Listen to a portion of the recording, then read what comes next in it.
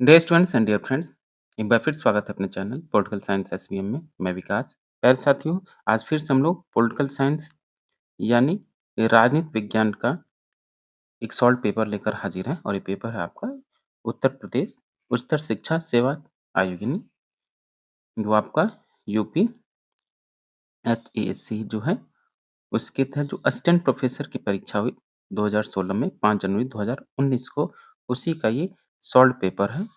ठीक। देखिए, ये जो पेपर है आपका किसी भी एग्ज़ाम के लिए अगर आप पीजीटी की तैयारी कर रहे हैं, जो भी आपका यूपी में है और जो जीआईसी वाले छात्र हैं या आप बीपीएससी, पीजीटी पॉलिटिकल साइंस या एसटेट की तैयारी में लगे हैं, तो आप सभी के लिए बेहद बेहद महत्वपूर्ण है। ये नेट जो होता है आपका एंटी नेट या यूजीसी नेट, उसके लिए भी महत्वपूर्ण है। देखिए, हम लोग पीवाईक्यूज़ पर ज़्यादा फ़ोकस कर रहे हैं क्योंकि इससे एक तो ये पता चल जाता है कि क्वेश्चंस कैसे-कैसे पूछे जा रहे हैं, कौन से क्वेश्चन रिपीट हो रहे हैं और कौन सा टॉपिक हॉट टॉपिक है। उसी क्रम में आज हम लोगों का ये यूपी एचएससी यानी यूपी असिस्टेंट प्रोफेसर परीक्षा 2016 का है, जो कि एग्ज़ाम हुआ इसका 2019 में। इसी को हम लोग सॉल्व कर रहे हैं। चूँकि ये डिस्क्रिप्टिव है, तो जहाँ आपको लगे आप वीडियो पॉज़ करके व्याख्या भी पढ़ सकते हैं। आगे बढ़ने से पहले आपसे गुज़ारिश है, रिक्वेस्ट है कि प्लीज़ आप चैनल को ज़रूर सब्सक्राइब करें। साथ ही वीडियो को लाइक कीजिए और शेयर कीजिए। और कोई भी डाउट हो तो आप अगर व्हाट्सएप करना चाहें तो इस पे व्हाट्सएप कर सकते हैं। चलिए, पहला क्वेश्चन है, किसने भारतीय प्रजातंत्र को वैश्विक विचार के संदर्भ में अपेक्षाकृत सफल उदाहरण माना है? कौन? ये हैं आपके अतुल कोहली। ठीक। नेक्स्ट है कि कब भारत में संसद ने panchayat extension to the scheduled area, इसको हम पैसा बोलते हैं, कहीं शॉर्ट फॉर्म में पैसा आ जाता है, जैसे extension to the scheduled area कब पास हुआ संसद में? देखिए, जैसे आपका पंचायती राज जो 73वां संविधान संशोधन और 74वां है, उसी में इसका एक एक्सटेंड रूप में आता है पैसा। कभी-कभी पूछ लिया जाता है, अधिकतर लोग ये पढ़ लेते हैं लेकिन इसको नहीं पढ़ते हैं। तो ये आया 1996 में। नेक्स्ट है क्वेश्चन नंबर 3 कि भारत लोकायुक्त की संख्या को स्थापित करने वाला राज्य कौन था? भारत में लोकायुक्त संस्था को स्थापित करने वाला पहला राज्य कौन-सा था? तो देखिए, इसमें 2 बातें हैं। जैसे जैसे कि वर्ष 70 में 1970 में लोकायुक्त और लोकायुक्त अधिनियम के माध्यम से लोकायुक्त संस्था को प्रस्तुत करने वाला उड़ीसा भारत का प्रथम राज्य था। ठीक? जबकि 1971 में सर्वप्रथम लोकायुक्त की स्थापना करने वाला राज्य महाराष्ट्र भारत का पहला राज्य है। यानी उसे अधिनियम पारित करने वाला तो उड़ीसा हुआ, लेकिन संस्था को स्थापित करने वाला महाराष्ट्र हुआ। ये ऐसे क्वेश्चन भी कई बार आपसे पूछा गया है, तो इस बात का ख्याल रखिएगा। भ्रष्टाचार निरोधक समिति के अध्यक्ष कौन थे? यानी भ्रष्टाचार निरोधक समिति के जो अध्यक्ष थे, वो के संथानम थे। ये प्रश्न भी कई बार पूछा जाता है आपसे। निम्नलिखित में से किस एक कैबिनेट को सुपर कैबिनेट कहा जाता है? सुपर कैबिनेट इसमें से कौन-सी है? इसमें से जो आपकी सुपर कैबिनेट है, ये है आपकी कैबिनेट की राजनीतिक मामलों पर समिति, cabinet committee on political affairs. Next है, जन शिकायत का निदेशालय कब अस्तित्व में आया? जन शिकायत निदेशालय कब अस्तित्व में आया, जिसको पब्लिक ग्रीवांस इसको बोलते हैं। ये कब आया? तो ये आया 1988 में। यह मेरे लिए बड़ी चिंता है कि इस देश में सबसे पहले प्रशासनिक सदाचार, दूसरी दक्षता और तीसरे क्रम अर्थव्यवस्था हो तो इसे वातावरण में हम एक ज़्यादा सुखी समाज का निर्माण कर सकेंगे। यह कथन किसका है? ये कथन है आपका राधा कृष्ण का, ऑप्शन बी राधा कृष्णन, जो आपके आप दूसरे उपराष्ट्रपति नहीं, पहले राष्ट्रपति और दूसरे राष्ट्रपति हुए। सिटीज़न चार्टर सर्वप्रथम किस देश में लागू किया गया? जो सिटीज़न चार्टर है, सर्वप्रथम आपका यूनाइटेड किंगडम यूके में लागू किया गया, ये 1991 में। नेक्स्ट है, किस प्रधानमंत्री ने प्रधानमंत्री का सचिवालय का नाम बदलकर प्रधानमंत्री का कार्यालय कर दिया? बेहद बेहद महत्वपूर्ण है। बेहद महत्वपूर्ण क्वेश्चन है, कई बार आपसे पूछा जाता है। तो ये आपके जो मोरारजी देसाई हुए, जनता पार्टी के अधीन जो सरकार बनी उसके प्रधानमंत्री 1977 में। देखिए, 1977 में तत्कालीन प्रधानमंत्री मोरारजी देसाई ने प्रधानमंत्री सचिवालय का नाम बदलकर प्रधानमंत्री कार्यालय यानी पीएमओ कर दिया। 77 तक इसे प्रधानमंत्री सचिवालय कहा जाता था। ये मैच करना है आपको कि 1991 जो आपकी क्या है कि 1991 में नई आर्थिक नीति जो है और 1978 में आई आपकी अशोक मेहता समिति रिपोर्ट, 2009 ये आया आपका राइट राइट टू एजुकेशन और 2005 सूचना का अधिकार। ठीक? ये इस प्रकार सम्मिलित है। भारतीय संविधान की कौन-सी धारा राज्य को लोगों के कल्याण की वृद्धि के लिए सामाजिक व्यवस्था को सुनिश्चित करने का निर्देश देती है? ये आर्टिकल जो 38 है नीति निर्देशक तत्वों में ऑप्शन सी सही है 38। नेक्स्ट है कि द्वितीय प्रशासनिक सुधार आयोग ने सरकार के विचारार्थ कितने रिपोर्ट दिए?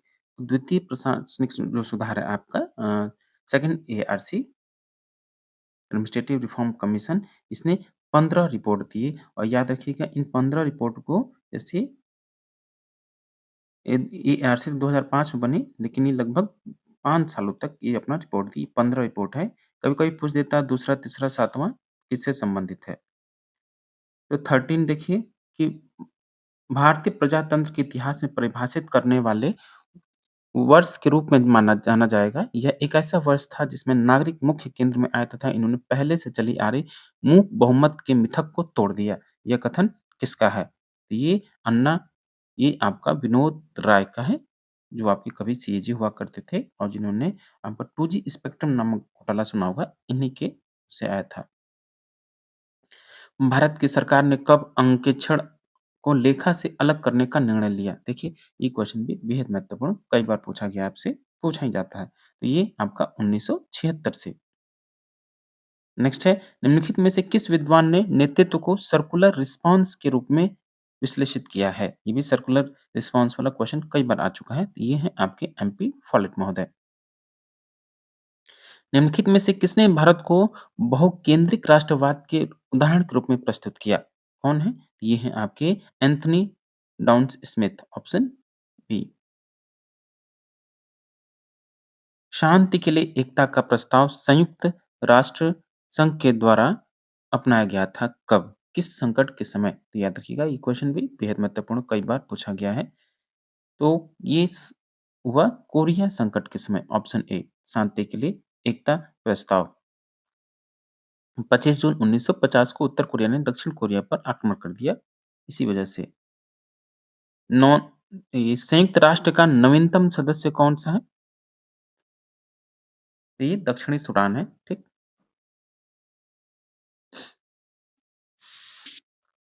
नेक्स्ट है आसियान प्लस 3 क्या है? इसको याद रख लीजिएगा, रट लीजिएगा, याद रखिए। इसको रट लेना है, आसियान प्लस 3 को आपको भूलना नहीं है। तो ये होगा चीन, जापान और दक्षिण कोरिया, ऑप्शन सी। नेक्स्ट है कि निम्नलिखित में से कौन गैर परंपरागत सुरक्षा के खतरे हैं? गैर परंपरागत सुरक्षा के खतरे कौन से हैं? इसमें तो आपका जलवायु परिवर्तन भी है और मादक द्रव्यों की तस्करी और समुद्री लूटपाट। तो इसलिए डी होगा उपरोक्त सभी। क्वेश्चन नंबर 21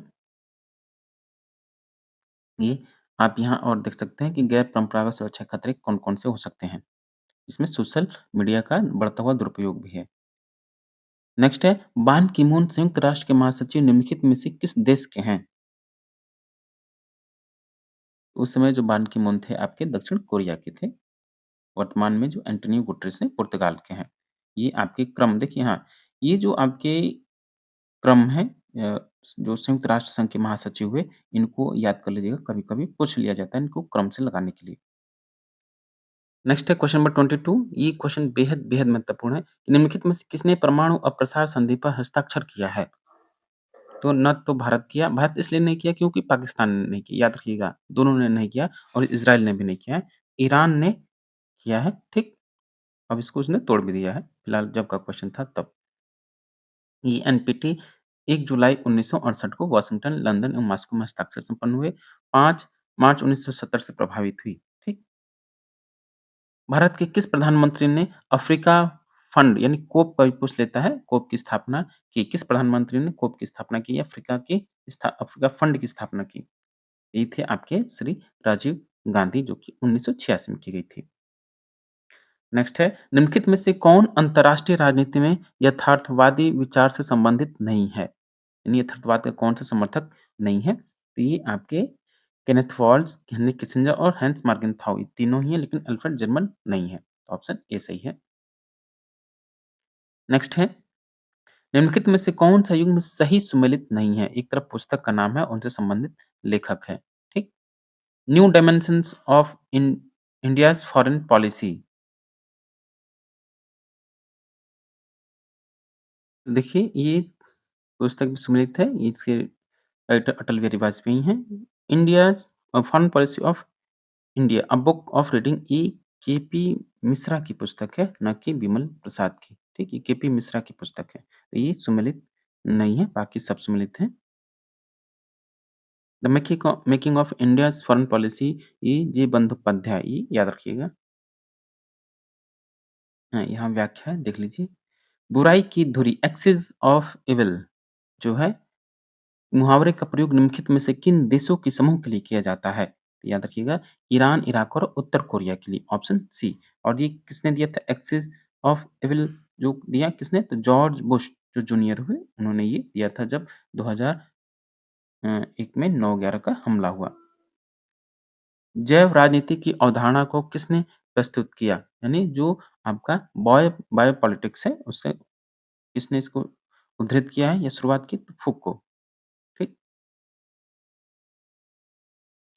नेक्स्ट है कि सभ्यताओं का टकराव का विचार सबसे पहले किसने प्रयोग किया? क्लैश ऑफ सिविलाइजेशन, याद रखिएगा, ये क्वेश्चन बेहद बेहद महत्वपूर्ण है।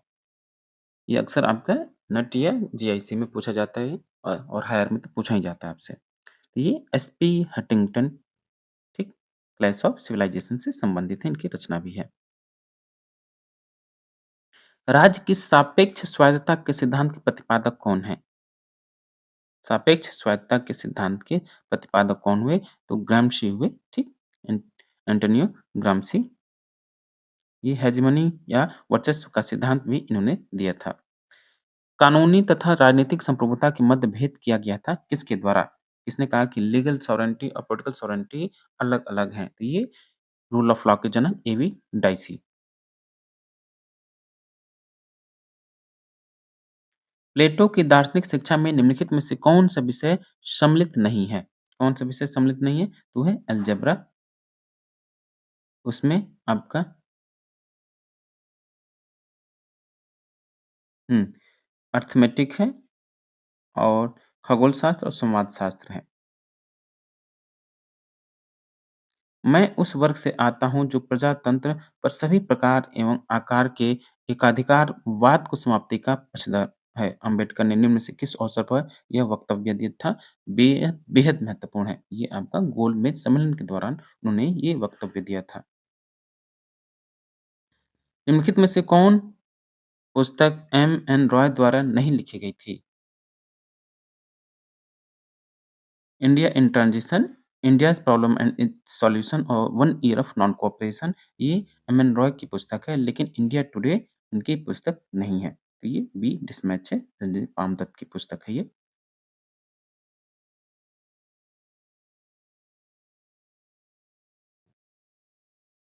देखिए, आर.पी. दत्त की पुस्तक है इंडिया टुडे, और इनकी जो पुस्तक है, ये आप याद कर लीजिएगा। पूछा जाता है, एम.एन. रॉय की पुस्तक पूछी जाती है आपसे। गांधी के हिंद स्वराज में कितने अध्याय हैं? ये भी महत्वपूर्ण प्रश्न है। तो ये इसमें 20 अध्याय हैं। 1909 में ये प्रकाशित हुई थी। मूल भाषा इसकी गुजराती है। जो राजाओं का अनादर करते हैं, उन पर दैवी सजा होती है, यह कथन किसका है? ये कथन है आपका कौटिल्य का। नेक्स्ट है, ये आपको मैच करना है 36, liberalism and the limits of justice जो पुस्तक है किसकी है? ये है माइकल सैंडल की। सोर्सेज ऑफ द सेल्फ, ये पुस्तक है Charles Taylor. Spheres of justice, ये माइकल वॉल्जर की पुस्तक है, बेहद बेहद महत्वपूर्ण पुस्तक है ये। आफ्टर वर्च्यू चार्ल्स सॉरी ये अलेक्जेंडर मैकेंटायर की पुस्तक है आफ्टर वर्च्यू, ठीक? तो बी इसका सही होगा। 37 रूसो द्वारा किए गए सरकारों के वर्गीकरण में निम्नलिखित में से कौन-सा शामिल नहीं है? ये है आपका वो 3 प्रकार के ये जनतंत्र, अभिजाततंत्र और राजतंत्र की बात करता है, लेकिन ओलिगार्की यानी धनिक तंत्र की बात नहीं करता है रूसो। नेक्स्ट है, प्रत्येक व्यक्ति से उसकी क्षमताओं के अनुसार, प्रत्येक व्यक्ति को उसकी आवश्यकताओं के अनुसार, यह कथन कार्ल मार्क्स ने किस पुस्तक में है? ये देखिए कोट आपका यूपी पीजीटी में पूछा गया था पिछली बार के, तो ये देखिए कोट पूछा था कि किसका कोट है, लेकिन ये कार्ल मार्क्स का कोट है, लेकिन अब ये पूछ रहा है किस पुस्तक में है? तो ये क्रिटिक ऑफ गोथा प्रोग्राम में।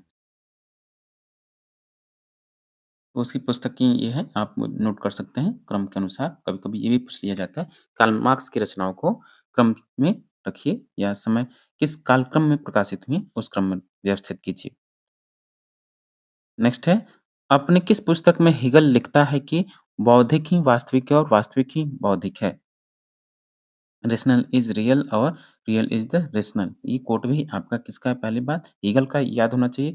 फिलॉसफी ऑफ राइट में वो ये बात कहता है।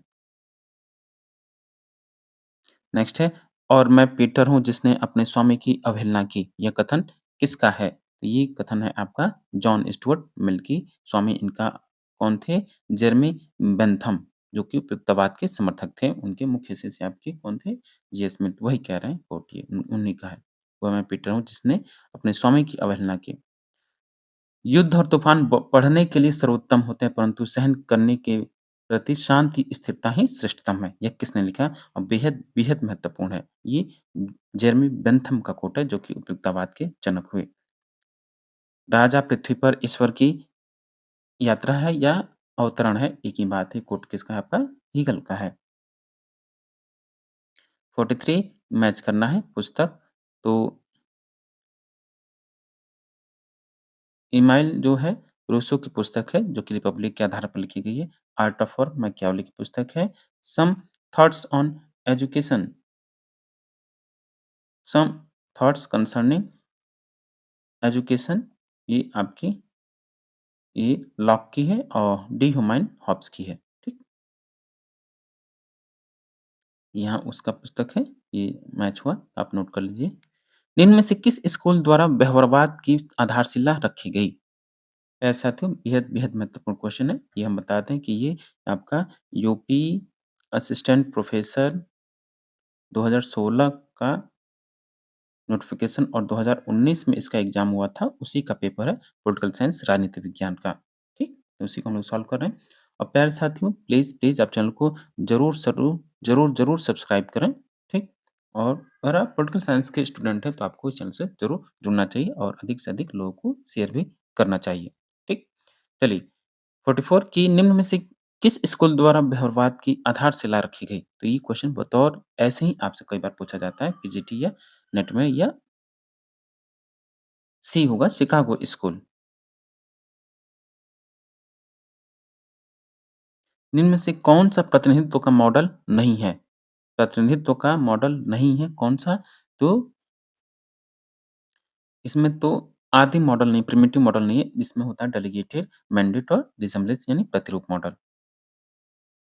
नेक्स्ट है 46 हंटिंगटन ने राजनीतिक विकास को निम्न में से किस बिंदु के माध्यम से प्रकट नहीं किया था? यानी वो राजनीतिक विकास को किन बिंदुओं पे देखते हैं, ये याद रखिएगा। एक तो एडaptation, ऑटोनॉमी और कोहेरेंस में देखते हैं, लेकिन फ्लेक्सिबिलिटी की बात, लचीलापन की बात वो नहीं करते। SP Huntington. नेक्स्ट है लुसियन पाई के अनुसार कौन-सी राजनीतिक विकास की विशेषता नहीं है? लुसियन पाई के अनुसार राजनीतिक विकास की विशेषता आपकी न्याय नहीं है, समानता, क्षमता और विभेदीकरण है। ये प्रश्न कई बार पूछा जाता है आपसे। 48 कि निम्न में से कौन-सा उदार लोकतंत्र का लक्षण या विशेषता नहीं है? तो विधि का शासन होता है, मौलिक अधिकारों का प्रावधान और राजनीतिक शक्तियों का भी विभाजन होता है, लेकिन प्रतिबद्ध कमिटेड ब्यूरोक्रेसी नहीं होती है। लोकतंत्र की अन्य जो विशेषताएँ हैं, ये उदार लोकतंत्र के प्रमुख लक्षण इस प्रकार हैं। 49 देखिए, राजनीतिक व्यवस्था का कौन-सा प्राथमिक कार्य नहीं है? राजनीतिक व्यवस्था का जो प्राथमिक कार्य है इंटरेस्ट आर्टिकुलेशन और इंटरेस्ट एग्रीगेशन और पॉलिटिकल कम्युनिकेशन, लेकिन हितों की वृद्धि या इंटरेस्ट प्रमोशन नहीं है। राजनीतिक ह्रास पॉलिटिकल डिकेज की अवधारणा किससे संबंधित है? ये बेहद बेहद महत्वपूर्ण है। SP Huntington, Samuel P Huntington से संबंधित है। इन्होंने इनकी पुस्तक है political order in changing societies. स्वस्थ लोकमत के निर्माण में कौन सी एक बाधा है? तो लोकतंत्र के निर्माण में स्वस्थ लोकमत के निर्माण में कौन सी एक बाधा है? याद रखिएगा, इसमें होगा नागरिक उदासीनता, पब्लिक एपैथी। प्यारे साथियों, आपसे गुजारिश है, रिक्वेस्ट है कि प्लीज़, प्लीज़ आप चैनल को ज़रूर, ज़रूर सब्सक्राइब करें, ठीक? आप ऐसे ही सब्सक्राइब करके, शेयर करके, लाइक करके आप सपोर्ट कर सकते हैं। निम्नलिखित में से कौन-सा एक दबाव समूह का कार्य नहीं है? दबाव समूह का कार्य कौन-सा नहीं? ये क्वेश्चन देखिए कई बार पूछा जाता है, ये भी क्वेश्चन। तो दबाव समूह का कार्य कौन-सा है कि उस चुनाव नहीं लड़ते हैं, याद रखिएगा, बाकी सब काम करेंगे लेकिन प्रत्यक्ष रूप से चुनाव प्रक्रिया में भागीदार नहीं होते हैं, यानी चुनाव वो लोग नहीं लड़ते हैं। 53 दबाव समूह को कौन एक अज्ञात साम्राज्य के रूप में परिभाषित करता है? ये देखिए क्वेश्चन, आप कोई सा भी पेपर उठा लीजिए, किसी भी स्टेट को उठा लीजिए, ज़रूर ये पूछा जाता है। तो एससी फाइनल ने कहा। और सबसे बढ़िया ये है कि कौन-सा विचारक और दबाव समूह को कौन-कौन सा लोग उपनाम देते हैं, ये भी याद कर लीजिए आप, नोट कर लीजिए। मॉरिस डुवर्जर के राजनीतिक दलों की संगठनात्मक संरचना के विश्लेषण के क्रम में कौन-सा शामिल नहीं था? तो कॉकस, सेल पार्टी और मिलिशिया की बात करते हैं, लेकिन वो ओलिगार्की की बात नहीं करते हैं। Option D. ये देखिए कॉकस, सेल पार्टी, ब्रांच और मिलिशिया की बात करते हैं मॉरिस टुवर्जर। 55 है कि निम्नलिखित में राजनीतिक दल देश में अधिनायक हमारी रक्षा करने का सर्वश्रेष्ठ कवच है। किसका कोट है ये? किसका कथन है? ये है हेराल्ड जोसेफ लास्की का। नेक्स्ट है 56 कौन राजनीतिक संचार के सिद्धांत से संबंधित नहीं है? पॉलिटिकल कम्युनिकेशन से कौन संबंधित नहीं है आपका? तो ये है आपके बेंजामिन श्वार्ज़बाकी, कार्ल ड्यूस, जेन ब्लॉन्डर और रिचर्ड रिचर्ड स्नाइडर, तीनों ही पॉलिटिकल कम्युनिकेशन की थ्योरी से संबंधित, लेकिन बेंजामिन श्वार्ट्ज़ नहीं है। Option D. नेक्स्ट है किसने कहा कि राजनीति मूल्यों का आधिकारिक आवंटन है? बेहद फेमस क्वेश्चन है, most important, most repeated question है ये। डेविड ईस्टन का कोट है ये, जो कि व्यवहारवाद, उत्तर व्यवहारवाद से संबंधित है, जनक भी कह सकते हैं। निम्नलिखित में से कौन-सा युग्म सही सुमेलित नहीं है? मोस्का, उनकी पुस्तक है the ruling class. C Wright Mills the power elite, सही है। T Bottomore elite and society, ये भी सही है। Joseph Schumpeter the iron law of oligarchy, इसका नहीं है, बल्कि ये किसकी पुस्तक है? रॉबर्ट मिशेल की। निम्नलिखित में से कौन भारत में संघ राज्य संबंधों से नहीं जुड़ा हुआ है? ये देखिए क्वेश्चन बेहद बेहद महत्वपूर्ण है।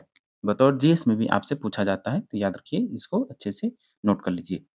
तो राजमन्नार समिति केंद्र राज्य से संबंधित है, पश्चिम बंगाल का मेमोरेंडम भी और पुंछ आयोग, तीनों ही केंद्र राज्य से संबंधित है, लेकिन तारकुंडे समिति आपका चुनाव प्रणाली के सुधार से संबंधित है।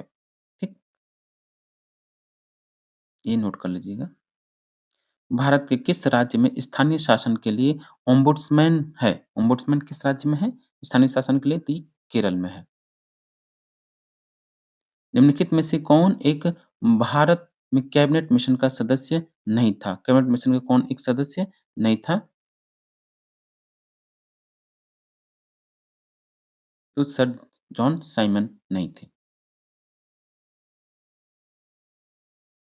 तो जनवरी 1946 में ब्रिटेन की लेबर पार्टी के नेता इटली ने भारतीय नेताओं से अनौपचारिक स्तर पर बातचीत करने के लिए कैबिनेट मिशन को भारत भेजने का निर्णय लिया। 29 मार्च पूछता है कि कब आता है? तो 29 मार्च 1946 को कैबिनेट मिशन भारत आया और इसके जो सदस्य थे, 3 सदस्य थे इसमें। तो एक स्टेफर्ड क्रिप्स थे, एवी अलेक्जेंडर और पैथिक लॉरेंस थे और इसके अध्यक्ष पैथिक कैबिनेट मिशन के अध्यक्ष जो थे, पैथिक लॉरेंस थे।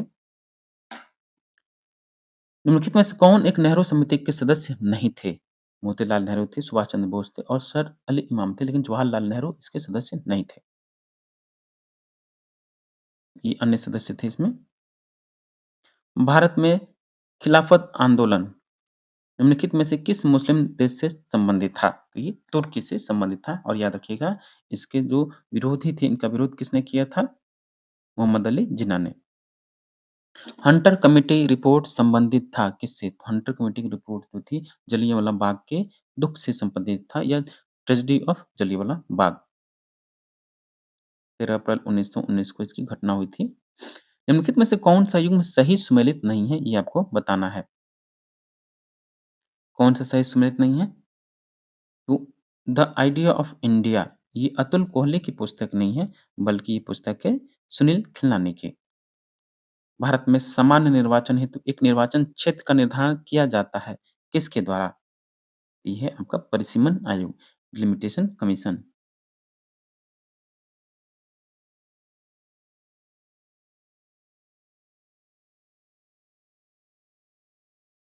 भारत में कॉलेजियम प्रणाली जुड़ी हुई है। भारत में जो कॉलेजियम प्रणाली है, किससे जुड़ी है? तो आपकी न्यायपालिका जुडिशरी से जुड़ी हुई है। ऑल पार्टी कॉन्फ्रेंस 1928 की अध्यक्षता किसने की? तो ये थे आपके एम.ए. अंसारी। भारत के संविधान के भाग 4 ए में लिखित मौलिक कर्तव्यों की संख्या कितनी है? ये है आपका वर्तमान में 11 है और 86वें संविधान संशोधन अधिनियम 2002 के द्वारा एक और मौलिक कर्तव्य इसमें शामिल हो गया। अब कितना है? 11 है। प्यारे साथियों, गुजारिश है आपसे कि प्लीज़ आप चैनल को ज़रूर सब्सक्राइब करें, वीडियो को अधिक से अधिक शेयर कीजिए और ज़रूर लाइक करें। क्वेश्चन नंबर 70 है, किसके वर्णन में यह कहा गया है कि मौलाना आज़ाद, जवाहरलाल नेहरू, वल्लभ भाई पटेल और राजेंद्र प्रसाद संविधान सभा के अंदर एक कूलिंग तंत्र का निर्माण करते थे? ये थे आपके ग्रेनविल ऑस्टिन का कथन था। प्यारे साथियों, ये था आपका यूपी असिस्टेंट प्रोफेसर 2016-2019 में इसका एग्जाम हुआ, उसी का सॉल्व पेपर सॉल्यूशन के साथ। बताओ रिवीजन के रूप में आप इसको देख सकते हैं कि कैसे क्वेश्चन आते हैं। ये क्वेश्चन आपके पीजीटी, जेआईसी या असिस्टेंट प्रोफेसर या एनटीए, नेट के लिए बेहद महत्वपूर्ण है। Thank you for watching.